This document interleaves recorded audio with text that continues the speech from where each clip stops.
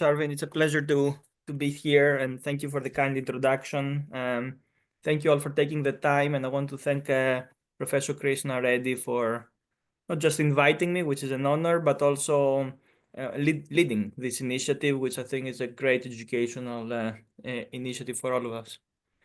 So today I decided I was going to talk about the use of UAVs for estimating municipal solid waste settlements in the field. And I know we have people of very different background here and from different countries, so there will be a little bit of a background material also in many of those, so make sure we're all on the same page. And I hope you'll find that useful. So I'll talk a little bit about why do we care about settlements at municipal solid waste landfills. Then I will try to review the current practice in modeling settlements of solid waste and the current practice in monitoring of settlements. And I do that again because I think some of us may have different experiences. And so I present my perspective of what I've seen where I live. And then we'll discuss the UAV approach for measuring settlements at landfills, why will we do that, how will we do that, and I present data from 2 landfills that I worked with collaborators, and I will conclude that. So the measuring settlements of municipal solid waste in landfills is very, very important because there's a number of engineering applications and things that we're worried about that is affected by settlements. As many of you know that solid waste settles significantly, and so an estimate of solid waste settlements is useful in terms of estimating future airspace. And so calculating how much volume of material we can place at a given time over a specific area. Also, things like a gas collection system, which is installed within the waste mass, as is intended to capture the gas, is affected and in some cases damaged also by waste settlements. In many places, we see that we cannot put new landfills, so we expand the existing landfills. And when the footprint of the landfills cannot be expanded in plan view significantly, we expand them vertically. This means basically building landfills on top of existing landfills.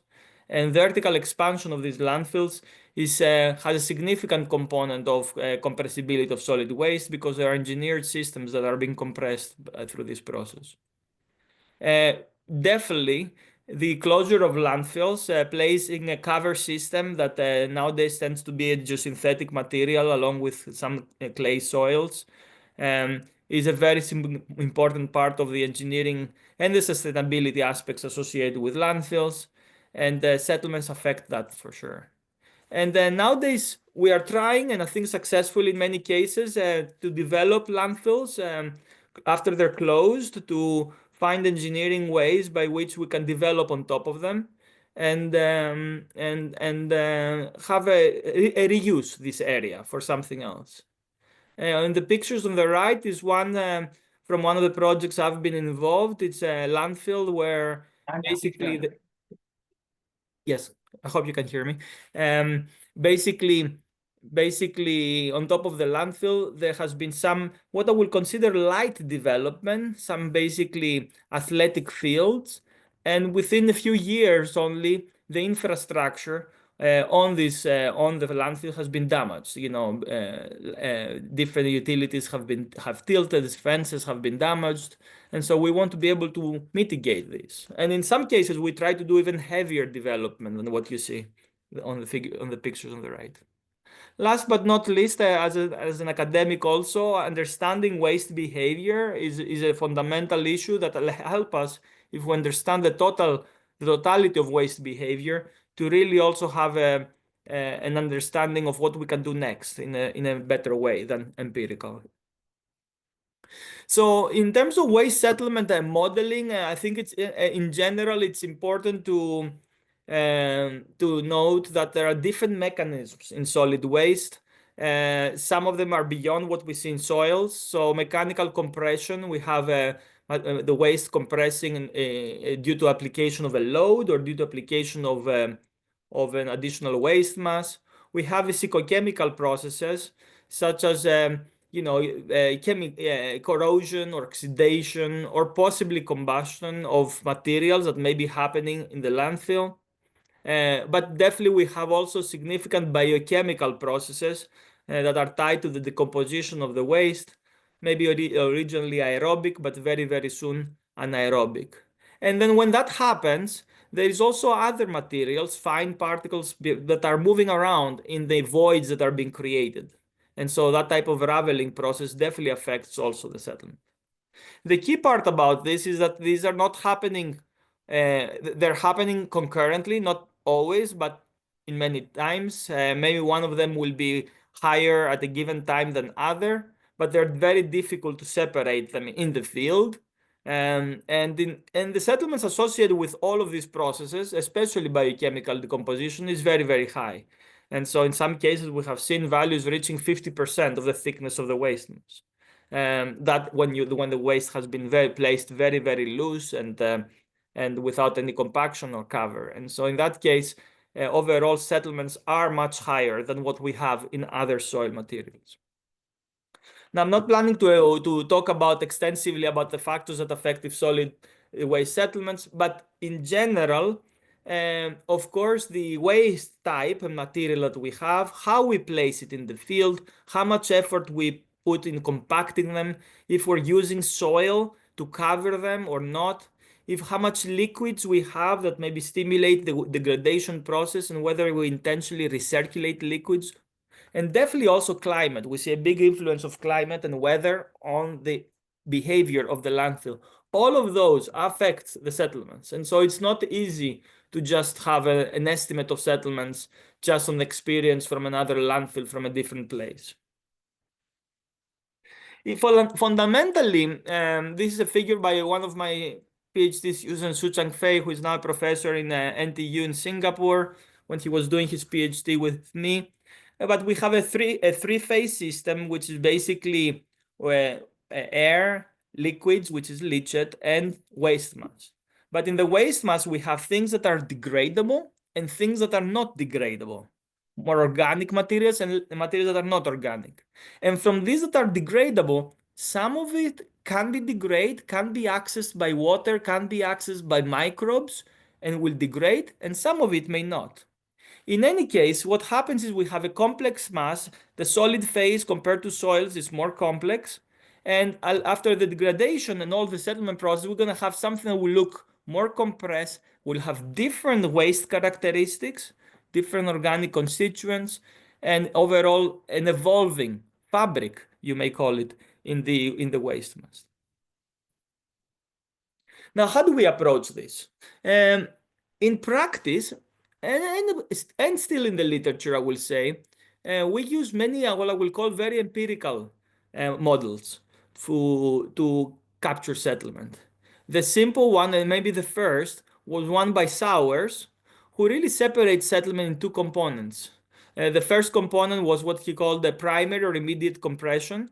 And the equations that he used for those models are the ones that we use in classic soil mechanics when we're talking about clay behavior. They're inspired by really the settlement behavior of clays and the type of behavior we've seen there. And so the primary or immediate compression is a response to a specific change in load. I hope you can see my cursor. And so really what you have here is a change in stress over a thickness of solid waste. And there is this coefficient here, which is the modified primary compression index, which is a coefficient that really describes the quantity, how much of settlement I will get for a given waste. And the values that we have empirically, I'll show you more here, but they are varying from 0.15 to 0.55. And in general, you have older landfills being on the lower side, and of course, fresher waste being on the higher side. And then was what Sauer said is, okay, you know, I also have a long-term secondary settlement. Now he recognized, as we have since, that of course there's many mechanisms to that contribute to that long-term secondary settlement, but all of them are lumped together to what is a classic secondary compression equation that involves basically the logarithm of time and a rate here with the C sub alpha E, which is the modified secondary compression index. And that value, again, empirically, we have seen it that it varies from 0.03 to 0.2 in waste, which is higher than most soft clays, very close to values that we've seen for peats. And so as a result, we expect significant secondary settlement. Now, everything, all the processes I described before are lumped in this is above E factor. And so what we have here in the equations I showed you before can be shown in this type of plot where you have some immediate compression and then you have some secondary compression long term. You can see here this is from an experiment in the lab, for example, and you can have the slope by which the strain is changing with time can be expressed by C sub alpha E, right? And by using the C sub alpha E, which is basically the slope in vertical strain versus time, we're able to bypass the whole issue that we have in soils in terms of void ratio. So that void ratio is also lumped into their calculation. So we don't have to really know the void ratio to calculate these rates. I could have mentioned many of you also in the audience, and others have done a lot of work. We have done also in terms of different C sub CE and C sub alpha E values that have been measured.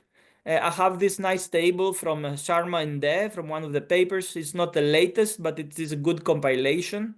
And what I want you to see is that here is the C sub CE, and here is the C sub alpha E, and I'll be focusing more on the long-term settlement here. And so what I want you to see is that there are very different values recommended by different people based on the observations in the field, but also in a landfill. But also in the lab. And in the field, we see differences. We see differences between bioreactor landfills and subtidal landfills. We see differences in different places and climates. And so, again, this factor lumps in many components here. Now, I do want to mention that there are additional models. This is not, I just started one which I will use as a simple model, the Sowers model. But there are many other ones have been recommended. The power creep model by Edel, the hyperbolic model by Link, and all of them, as well as the next ones I'm going to show, have a different maybe equation that fits the data by changing some parameters. So for example, in the power creep model, you adjust the M and the N, and you can fit some settlement data. And in the hyperbolic model, you have basically a hyperbolic type of equation, and you have an R and an S ultimate that are actually used to calibrate that model. There is also the exponential or rheological model. And that also, again, maybe a bit more complex equation, but fundamentally there are specific parameters like alpha and beta here that are basically used to calibrate. So what are these models doing, as well as additional that you may be aware, is really are just empirical models. They don't really represent what's happening there, but they give us an approach that we are accustomed to as geotechnical engineers to really have estimates. And in reality, they work. Why are they still working? Is because if they're calibrated against some field data and the conditions in the landfill don't change, then actually they can be used as projections into the future. Of course, in many cases, the biochemical conditions and the conditions at the landfill may change. For example, when you decide to put a waste with a permanent cover, you will have less, the waste will have less access to moisture. And so in that case, the rates may slow down. But right now, that's one of how these models are being used. And I will use these models in this because I'm trying to make this a practical presentation. But I do want to think that we have moved significantly beyond this. And so I want to explain a little bit more of what's going on under the hood in terms of really the behavior of solid waste. Just make sure that we are also as a profession moving in that direction, because I think we're able to see things that before we couldn't possibly address. At the end, though, if we want to reliably predict long-term settlement, and understanding of how the various aspects of waste processes happening in landfills and their interplay between them is very, very important. The waste settlement to a large degree is affected by the degradation of solid waste, which is anaerobic, and it starts with microbes. And so there are a number of processes that these microbes are doing to degrade the solid waste. And as they do this, they generate gas, and the leachate chemistry is affected. And all that leads to a change in the waste composition, depletion of the organic material, a change in waste structure that we've seen, unit weight changes, shear strength changes, and the volume of the material changes. These physical and mechanical, but primarily these physical changes, result in changes in the gas and liquid conductivities, how gas and liquids can be transferred within the waste mass, that again affects accessibility of these liquids, for example, to microbes to continue this process. And so this is really what's happening in the process. And we have to recognize that when we're using some of these empirical methods, we're just isolating the problem from the full coupling that you see here to really a component of the problem. Okay. The key thing is that if we understand, and this is the big point I'm trying to make with all this discussion, is that if we understand this process, we understand that the long-term settlement rate should not be a constant value. It shouldn't, because the process is alive, it's ongoing, and it's changing. And so the long-term settlement rate will change with time and space as we move along. And we have looked at this. We have, and others have. We have conducted experiments in the lab. These are 12-inch or 30 centimeters in diameter chambers that are sealed. And what we're doing in these chambers is we put solid waste in, and we're recirculating liquids, basically leachate. Water at the beginning that becomes leachate. The waste mass is settling. We measure the settlement. Gas is generated. We measure the gas, the chemistry, the amount of gas, and we're able to generate data such as those that you see on the right, which I know are small size, but I don't care that you look at all the details. I will navigate you through it. But I think that's the reality of what's happening here. These are experiments that we've run, Suchang Fei ran when I was at the University of Michigan, and we looked at the process for different types of solid waste, what kind of processes are ongoing. There are long-term tests. And what you see here in the top, you have changes in the solid phase in terms of unit weight, in terms of volume, in terms of total weight, and in terms of long-term compression ratio. This is the equivalent of the C sub alpha, if you want to think about it that way. What you see in the lab is it peaks and slows down, and that is very, very important part of the process. There is changes in the gas composition, changes in the amount of gas at the same time, and of course of the total volume that is generated. There is changes in chemistry of the leachate. The same leachate is recirculated in the system, so the volume of leachate doesn't change significantly, but the chemical characteristics are changing. So for the chemical oxygen, I'm showing you here the COD, chemical oxygen demand is changing. And if you were to focus on the microorganisms, which we have for some of those, you can see a change in the population, in the microbial dynamics as this process is happening. So this is all to point out that the process is complex. This is happening in the landfill in different places at different times. And so when we're looking at the sediments at the top, we see more of an average response. But the rates of which this is happening, as I mentioned, this is the point I'm trying to make, is changing. So can we track and even see that in the field? Let's see how we're measuring things in the field. When we're interested in measuring settlements in the field, we have been historically done, I have listed here the two most common approaches. Using settlement plates, where you put a plate basically into the mass and you're measuring the top of the plate and see how it's going down as the waste is settled. Or you may build a surface monument, and on top of which you will go and conduct real high resolution surveying measurements using GPS and measure that settlement of that monument. There are other approaches that have been used in the literature, such as horizontal inclinometers, as well as vertical extensometers that provide you with the opportunity to really measure settlement in different sections of the waste. Those are less often used. And so that's why I have them as two separate things.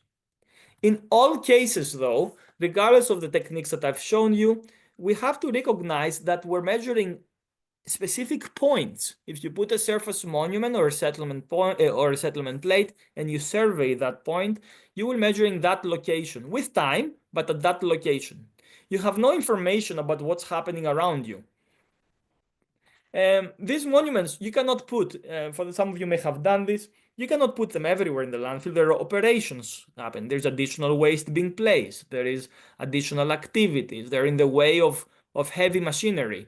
And so you end up putting few of them, and maybe not even in the places that you really want them. Because they're in the way, and because many times this calculation isn't really an afterthought as opposed to an early planning activity, they're placed with delay. They're placed after many of the processes have been really active, and so we never collect that information. That is really useful in terms of understanding really what we're saying at that point. So we have very few limited data spatially and temporally. And we're always worried, and it happens that some of this equipment will be driven over by a truck or something and basically be damaged. So what I want to talk about, and I know this was a long introduction, but I think the purpose of this seminar is to be a little bit of educational and make sure that we all have the same perspective. And so with that perspective that I provided in terms of where really we are in terms of modeling and where we are in terms of measurements, I want to talk a little bit about using UAVs for measuring the settlement of solid waste and using that information to get better insights rather than putting a few monuments with a delay and not really being representative of the entire waste mass. And so there are two ways to do this. There is a structure from motion technique, which I will describe a bit more, and of course using LiDAR. In both of these techniques, the outcome of the data analysis will be a creation of a 3D surface, in this case, the surface of the landfill, at the time at which you're measuring. Now, I don't know how many of you have used structure from motion. It's something we've been doing for more than a decade, and I see that a lot in the geotechnical field. I suspect some of you have been playing with this already. But basically what we do in structure from motion technique is we collect images using a drone, using a UAV, that have significant overlap with each other. And so what you see here, this is an animation that we have created as part of one project, a different project. So it's not a landfill anymore, but I use it for illustration of how the process works. So you fly a UAV at a distance from a landfill, and you take photos, which are the green points, the green triangles, above the target. These photos have overlap with each other. They're two-dimensional photos, but they have significant overlap. That then when you stitch them together in a 3D space, you're able to create a 3D model of the area below. What you see here is a community in the island of Dominica in the Caribbean as part of a World Bank project that we worked on. What I want you to see is that in the picture in front of you is a 3D model, has X, Y, Z, and has a lot of detail. And we just passed some construction equipment that was also mapped in 3 dimensions. And so depending of how you fly, that's part of the designing of your flight, you can collect these images and have very high resolution, centimeter level resolution information about your target and create a 3D surface. Now, once you have a 3D model, you're able to measure things on it. And the advantage, as it's obvious, I think, when we're talking back to landfills now, is that I do that up high at a distance. So I'm not interfering with landfill operations. It's safer. And we are able to create geospatial measurements of the surface throughout the entire surface, not at selected points. Now, if I deploy again and again, so the first one will give me a 3D model, and then I deploy a second time, I have now two 3D models that I can take the difference between the two and calculate elevation loss or elevation gain. And so here's what you see. That is what we call 4D, like 3D plus duration, a 4D model creation from one of the landfills that I will be talking about. This is in Xerolaka landfill in Greece. And what you see here is a 3D model. This is like a flyover, but it's a 3D model of that landfill in July 2019. And here is another deployment in December 2019, and you can see the activity, waste being placed. This is a year later in February 2021, and you can see really the progression of the landfill as waste is being placed, and of course after that is covered, because we don't want the waste to be covered, so you see soils because you see the cover soil. And so that's a 4D model, that is a 3D model that is evolving with time. Now, you can use this model for many, many applications. For example, you can use it to monitor waste placement activities. So some of you may be interested in the amounts of waste, or the landfill owner may be interested in the amounts of waste. And so what you see here is a back and forth between July 2019 and December 2019 of the landfill. And what I'm hoping you can see, if you focus on a couple of spots here and there, you will be able to see that there is activities and there is waste being placed and materials being moved around. This is of course between these two surveys. So if you focus on these areas and then I take the difference between these 3D models throughout, what I'll be able to see, and I have overlaid here, is a change in elevation. And so everything that you see with red color, bright red, is a change in elevation up to 12 meters.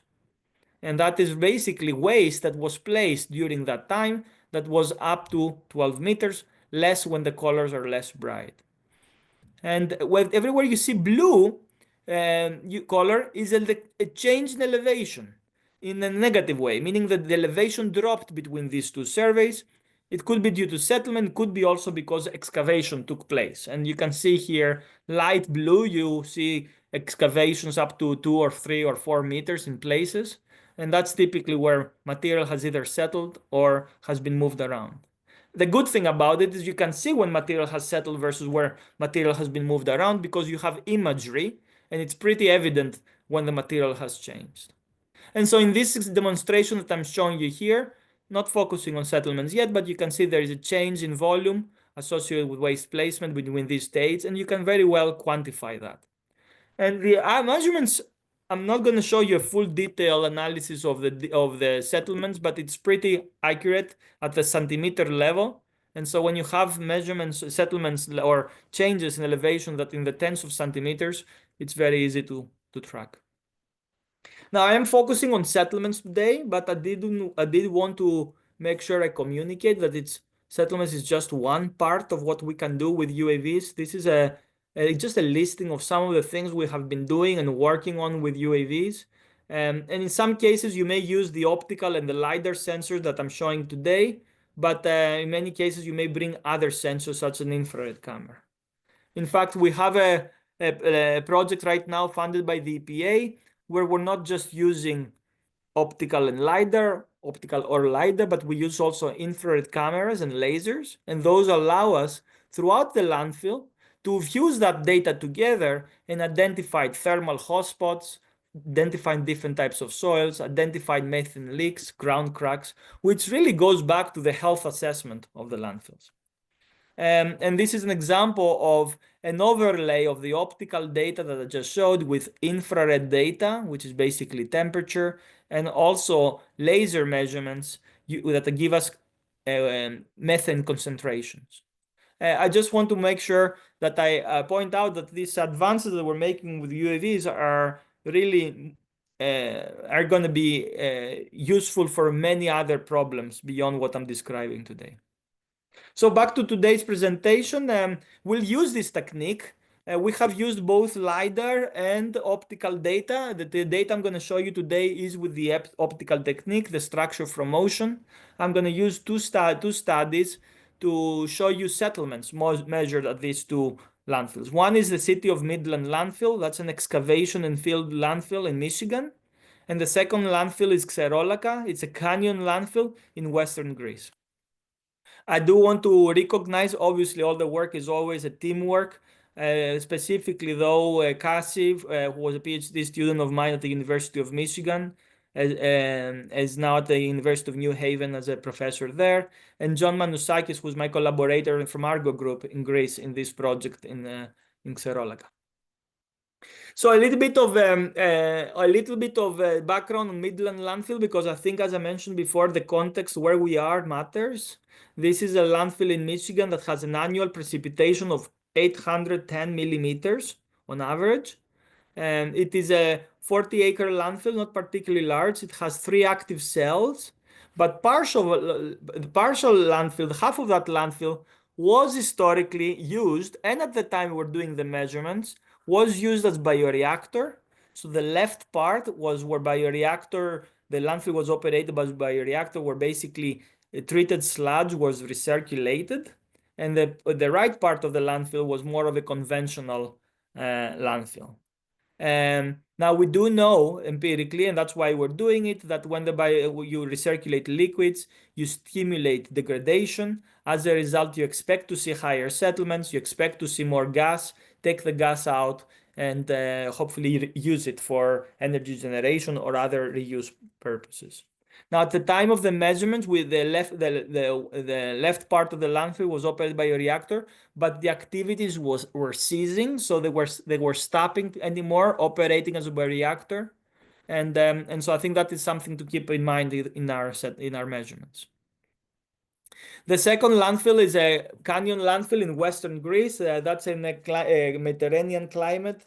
It has lower annual precipitation that compared to the Midland landfill, and it's a dry tomb landfill with waste thicknesses up to 55 millimeters. In both landfills, in Midland, we had a smaller study because I moved on also at Berkeley, and the student also graduated. And so we have fewer surveys. In Xerolaca landfill, we've been measuring since 2019, and still now we're measuring there. And so we have lots of data for long periods of time. I'm just showing you a subset of the data that we have processed till August 2022. In both cases, we apply a simple DJI Phantom 4 Pro that has a 20 megapixel RGB camera that's commercially available UAV that can be used for this purpose.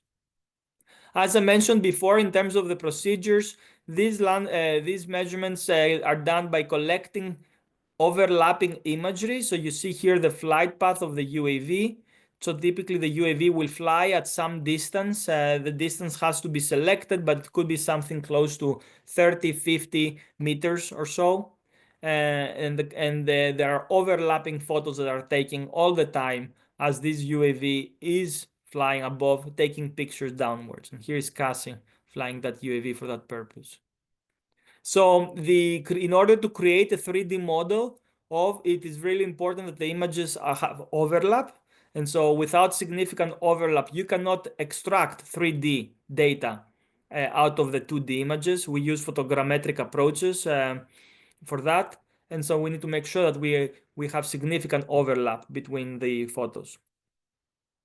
One thing that we do need to do, although now the UAVs that we have both at Berkeley and elsewhere, I think you start seeing UAVs that have RTK GPS on them.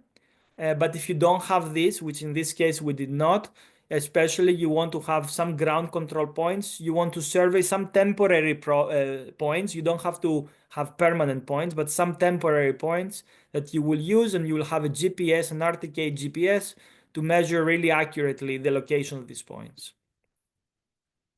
And so on the left, what you see is the image of the landfill in a 3D. It's a relatively flatter landfill, and you have at the end a 3D model of that landfill. On the right, you see what we call an orthophoto. It's a photo from above. It's a stitched together construction of the landfill. You can measure on top of it dimensions. Now, part of the landfills is vegetated on purpose, for erosion purpose. Part of it is not vegetated. And so we have done measurements in both vegetated and non-vegetated areas. There is a difference. You get better data when the landfill surface is not vegetated. But when you have the data that we have from the UAVs, it's very easy to separate between vegetated, especially in the landfill environment, between vegetated and non-vegetated areas. So you can filter those out if you want, or you can focus on the data where there is vegetation or not vegetation. Let's look at some of the data. So you see here on the left now a difference model between the one survey and the next in the Midland landfill. The first thing that you will notice is bright colors and lighter colors. Bright colors, the red colors, are areas where you have settlement up to a meter between the two surveys. Blue colors is where you have much less. Now, what you see also is significant gaps, and that's on purpose because what I'm showing you in this color is settlement only. So anywhere between these two surveys where there was waste or material placed or removed, and we can see that from the orthophotos, working with a landfill owner, you also know that very, very well, but it's very, very easy to discern. Anywhere where there was activity, we're not able to measure settlements.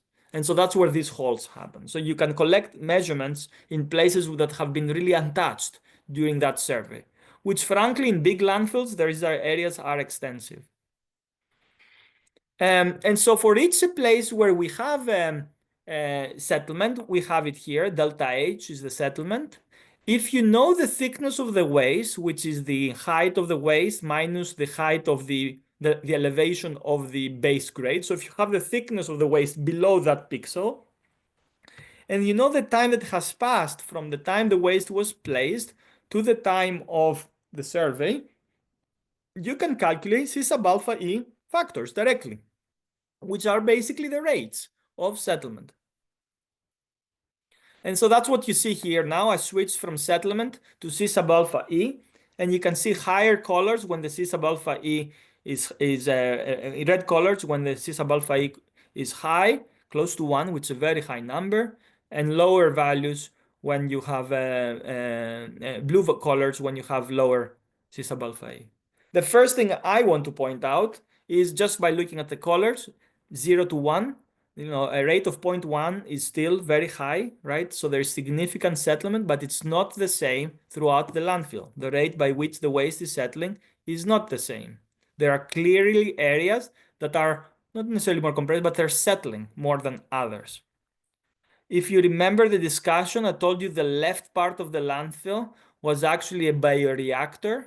And you can see that if you look at the colors, the left part has overwhelmingly brighter colors, reddish and yellowish colors. So it has higher C sub alpha E's than the conventional landfill.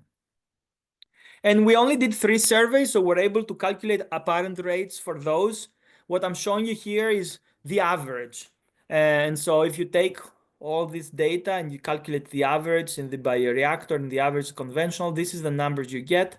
What you see is that the bioreactor landfill has higher C sub alpha E values than the conventional. That makes sense, but we're able to see it.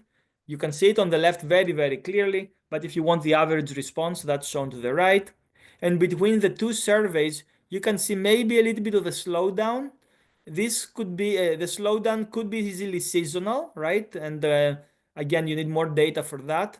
But also, it could be in the case of bioreactor, you can see a significant slowdown on average, which is related to the interruption of the bioreactor activities.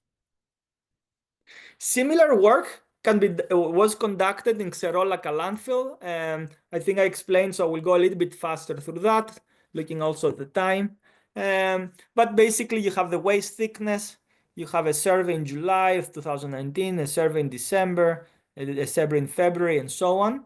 And so from each of those settlements, you can take a 3D model. On the left, you have the settlement in areas that have been untouched. So everything that you see with colors has not been touched. I'll play that again. On the right, you see the C sub alpha E values being calculated. And I apologize, sometimes I use C sub alpha epsilon, sometimes C sub alpha E. This is a typo. Both notations are used, and that's the source of the confusion, but I mean the same thing, C sub alpha E. And so what I'm hoping you can see between the surveys is you have systematically similar areas having higher C sub alpha E values compared to other areas within the landfill.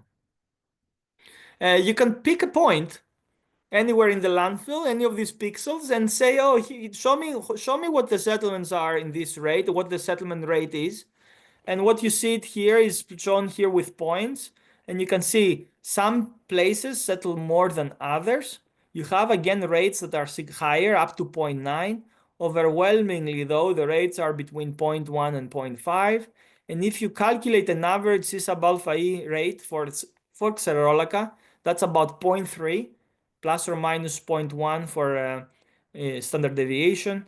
You can compare that to Midland landfill, where in both cases we had similar but higher. In the bioreactor, definitely higher, and also in the subtitle D landfill, we have a little bit higher settlements, which is not insignificant, and you can attribute that to a number of factors: precipitation, operation of landfills, and all the things that we have talked about, and the type of waste, of course, that will matter. Now, once you have calculated settlements, you can actually use these settlements to look at how the differential settlements will take place. Because if you're doing post-closure development or even closure, you're going to put a cover on top of this, and the cover cannot sustain infinite differential settlements. In fact, we know that different types of geosynthetics and cover systems can sustain different types of strains. And so we can look at we can segregate our entire landfill in pixels. This is really what we have before also, but I'm showing you here schematically. Calculate the settlement everywhere. Find the slope, the grading slope. We need to always make sure that our landfill grades in some direction for the surface water management.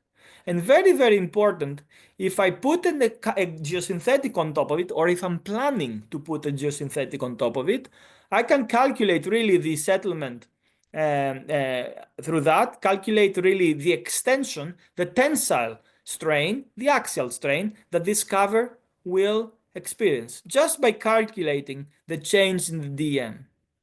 And if that cover is going to sustain strain that is more than its capacity, it may be torn, it may be wrinkled, it may be damaged. So maybe it's better that you don't even put it. And so you may want to hold off until you actually collect data that indicates that it's time to put the cover. Here's what we've done. So we've done these calculations here, calculating grading slope, but especially I'm going to show you next the axial strain throughout the xerolaca. And you can do this at the pixel. You could do it at the centimeter level. You could do it because you have data at the centimeter level. For comparison, you have to remember that when we put monuments, we measure settlements every hundreds of feet, hundreds of meters, or tens of meters. So we put a monument here, a monument there. And what I'm showing you here is axial strain from -1 with blue colors to +1. Positive strain is extension. The cover is being pulled out and could be torn. Negative strain in this case is compression. The cover will be wrinkled. And whether you get extension or a compression is a function of how the settlements are evolving and the geometry. You're on a slope, on a flat ground. And what we have used here a 10-meter interval. And what I want you to see is blue and red colors. And these are significant strains that are really, if you were to put a cover right now, the cover will get damaged. Either it will not have good contact with the ground because it was compressed, it was squeezed, or it will be actually pulled and maybe torn. If you were doing this the conventional way with the monuments, you will have missed that information. You will have probably, and that's what we do, calculated the strain between these two monuments, but the strains in between these two monuments could be worse or could be better. In general, it will be different. And so this is a technique by now you should be able to have a better data-driven approach for making these decisions. In conclusion, I want to explain and hopefully communicate that these techniques are allowing us to really monitor landfill settlement by differencing these 3D models. We can do this mostly remotely being a few meters above the ground, like tens of meters, so we don't interfere with landfill operations. I showed you data here with surveys in some cases every 6 months, in other cases every year. In reality, you can deploy as often as needed, but of course, settlement must have occurred in between. So if you go or deploy every day, most likely you will not be able to discern the settlement because that will be sub-centimeter level on a daily basis. But you don't have to deploy every 6 months. You could deploy much often. What we're able to see is that the settlement is varying. It's not the same geospatially, and that is important. That affects the performance of the landfill. There are areas that are more active than others in terms of biodegradation, and then you have that affects definitely decision making associated with putting a cover on top. Bioreactor, the data that we have in the same landfill where it's bioreactor versus dry tomb, we see very clearly that the rates of settlement are higher in bioreactor. This has been shown before, but we're able to see it in a very high resolution now. And of course, the rates from landfill to landfill vary. I showed you 2 landfills. We have been working at additional landfills, and we're able to see that the rates are changing. Overall, my overarching conclusions, I hope I have convinced you that the UAV-based approach provides the opportunity to look at geospatial and temporal variations of settlement. It can be done today. I think it's a matter of using these approaches. It's not something that is for researchers only, and can drive data-driven decision both on the operations, looking at hotspots of settlement, closure, and post-closure development of the landfills. I have some selected references. I think Krishna asked me to put some papers that people could look at. And I have put some references that relate to the things that we have discussed, and I think Professor Reddy may send those later. And with that, I want to thank you for your time and interest. I want to recognize Cassie and John, who did a lot of this work on these 2 landfills, but also my collaborator, Professor Jerry Lynch, Lysimachos, George Athanasopoulos at the University of Patras, and Scott O'Laughlin and Christos Kotsopoulos from the landfills, the operators of these landfills, that are really gave us access and support to do this work. And definitely the funding agencies that have provided some support for the work that you've seen here. Thank you very much. And I'll be glad to answer any questions you may have. Okay.